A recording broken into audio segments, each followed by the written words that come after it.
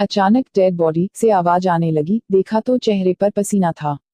यह सब देखकर साथ बैठी पत्नी कांपने लगी। फिर जो हुआ वह हैरान कर देने वाला था। घटना हरियाणा के पानीपत की है। वहीं हर कोई हैरान है कि ऐसा कैसे हो सकता है। हुआ यूं कि शहर के मशहूर हैंडलूम उद्योगपति कृष्ण मित्तल मरकर अचानक जी उठे। यह देखकर हर कोई अचंभित है कि ये कैसे हो गया। दिल्ली स्थित गंगाराम अस्पताल के डॉक्टरों ने 2 दिन तक भर्ती रखने के बाद वीरवार रात को उन्हें मृत घोषित कर दिया।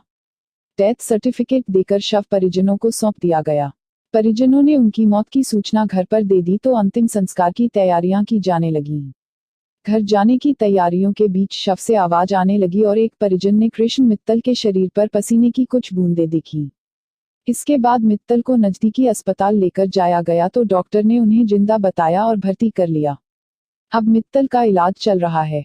सेक्टर इन 24 निवासी उद्योगपति कृष्ण मित्तल का इंसार बाजार में हैंडलूम का कारोबार है। पिछले दिनों उनके पेट में संक्रमण हो गया था। इलाज 19 जून से दिल्ली के गंगाराम अस्पताल में चल रहा था। 21 जून की रात 12 बजे डॉक्टरों ने मित्तल को मृत घोषित कर दिया। शुक्रवार दोपहर 2 बजे मित्तल की पत्नी संतोष, बेटे गौरव, जितेंद्र, समधी भूपेश सिंह और रिश्तेदार रामनिवास गोयल शव लेकर पानीपत के लिए चले। परिजनों ने घर पर मौजूद लोगों को अंतिम संस्कार की तैयारी करने के लिए कह दिया। शाम 5:30 बजे शिवपुरी में उनके अंतिम संस्कार का समय तय कर दिया गया। अंतिम दर्शन के लिए लोगों की भीड़ जुटने लगी। जैसे ही परिजन शव लेकर निकले, रास्ते में मित्तल के समधी भूपेश ने उनके शरीर पर पसीने की बूंदें देखी। यह बात उन्होंने अन्य परिजनों को बताई।